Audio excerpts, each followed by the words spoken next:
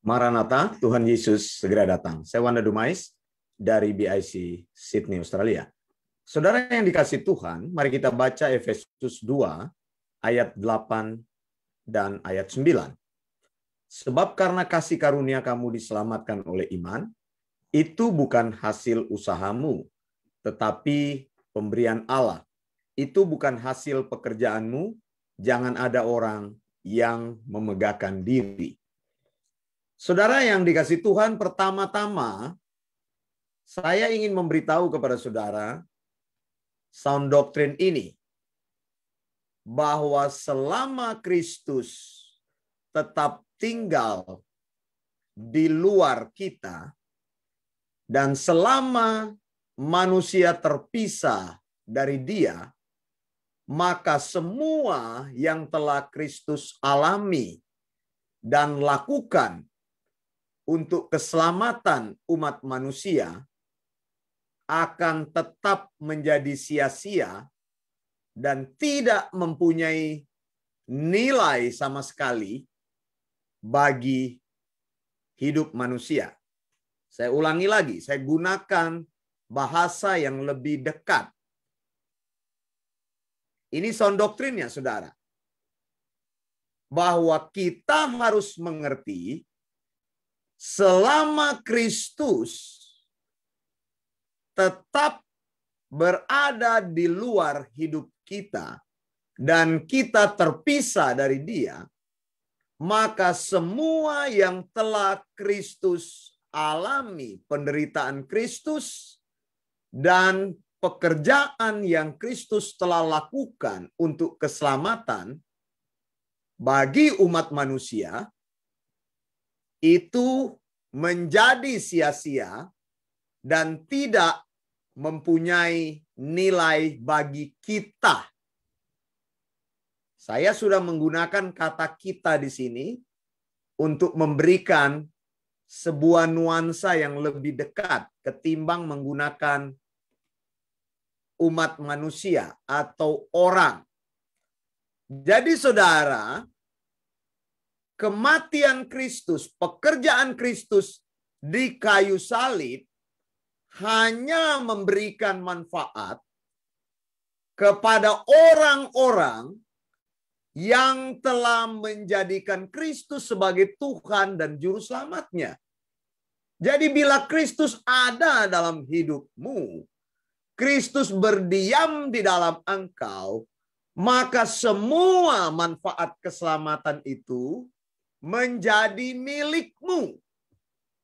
Artinya saya mau katakan di sini bahwa iman di dalam Kristus saja adalah cara untuk mengalami semua benefit di dalam Kristus. Ulangi lagi, saya ulangi kata-kata ini. Bahwa iman semata-mata di dalam Kristus saja adalah cara kita untuk mengalami semua manfaat keselamatan di dalam Kristus. Jadi iman semata-mata dan Kristus semata-mata. Ingat hal ini. Tidak ada lain yang bisa menjamin hidupmu untuk mengalami semua berkat Kristus di kayu salib selain iman saja dan Kristus saja. Tidak bisa, saudara, dengan kelahiranmu sebagai keturunan Kristen, dengan pengalamanmu dalam pekerjaan-pekerjaan Kristen, dengan perhatianmu kepada segala yang berbau Kristen, atau engkau hidup di negara Kristen, bersekolah di sekolah Kristen, itu tidak menjamin keselamatan. Jadi saya mau katakan bahwa Kristus hanya mati untuk orang-orang yang terpilih, menerima keselamatan itu. Kristus tidak mati untuk semua orang. Keselamatan ditawarkan bagi semua orang, tapi manfaat keselamatan hanya dialami oleh orang-orang yang percaya kepada Kristus. Jadi iman saja dan Kristus saja. Faith alone and Christ alone. Keselamatan itu tidak terjadi dengan melakukan pekerjaan-pekerjaan ritual keagamaan. Keselamatan tidak terjadi karena engkau dibaptis di selam. Keselamatan tidak terjadi karena engkau dibaptis air. Karena ada juga yang tidak membaptis dengan air. Atau cara baptisan. Karena orang mempersoalkan cara baptisan. Sehingga ada orang yang dulunya dibaptis dengan cara percikan.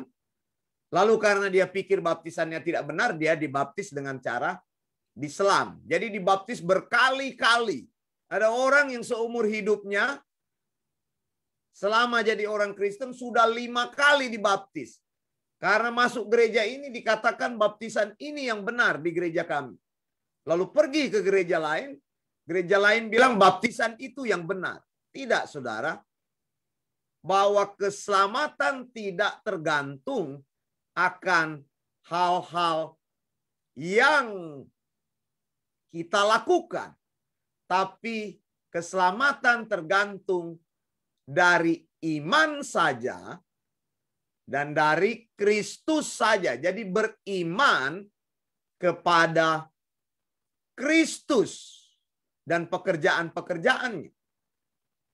Nah, saudara yang dikasih Tuhan, bahwa persekutuan kita dengan Kristus hanya ditawarkan melalui Injil.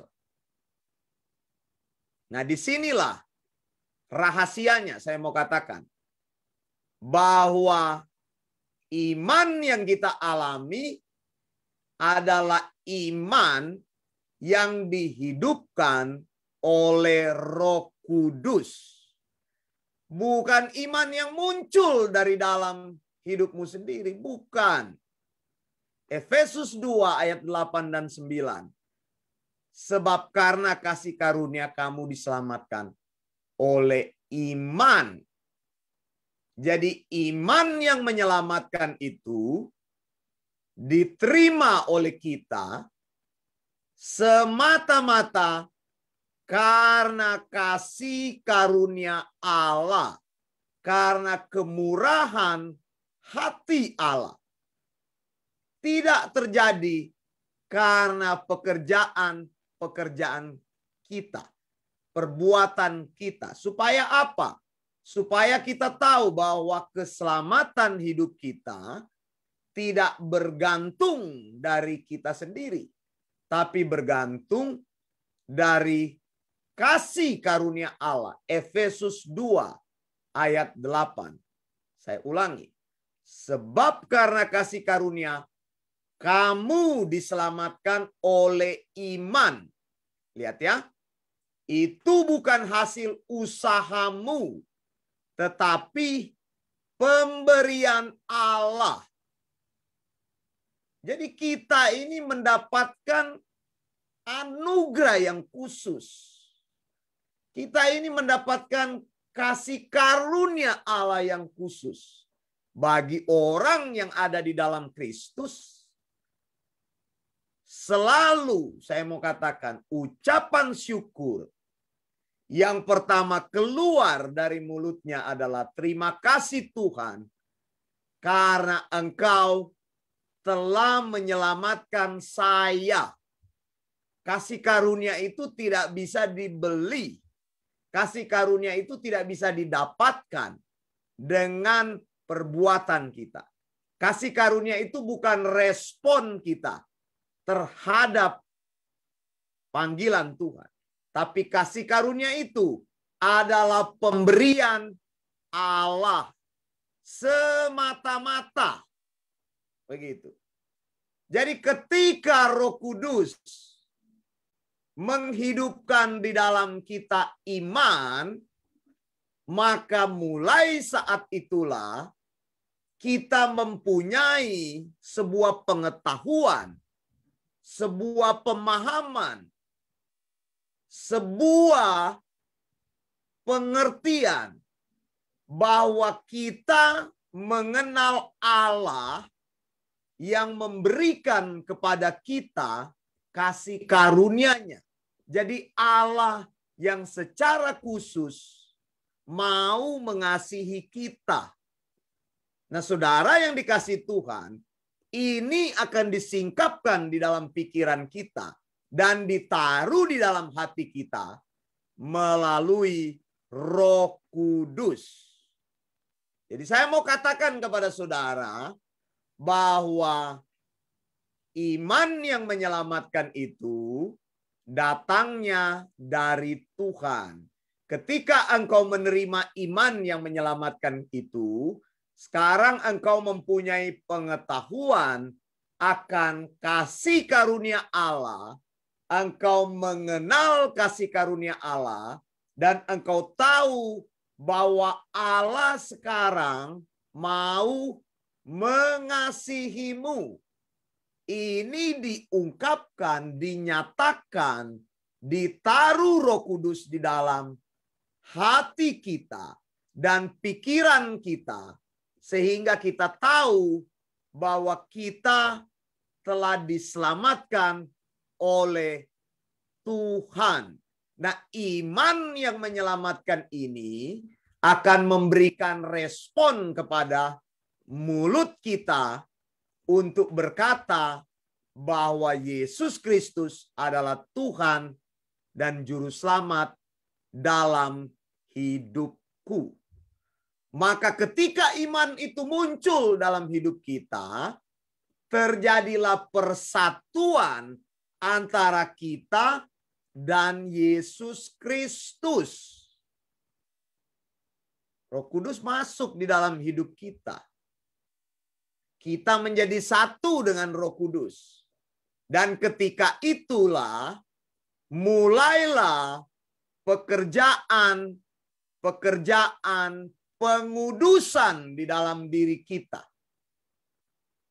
Jadi yang pertama-tama adalah Roh Kudus melahirbarukan kita. Jadi lahir baru lebih dulu.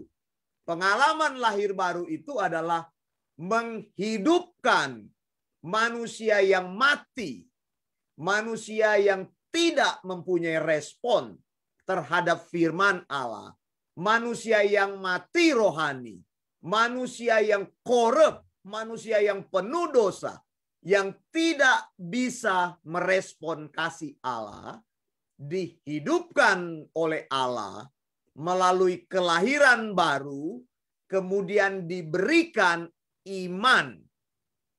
Makanya orang mati itu harus dibangkitkan dulu oleh Tuhan. Setelah orang mati itu bangkit, dia menjadi manusia rohani yang ditaruhkan iman.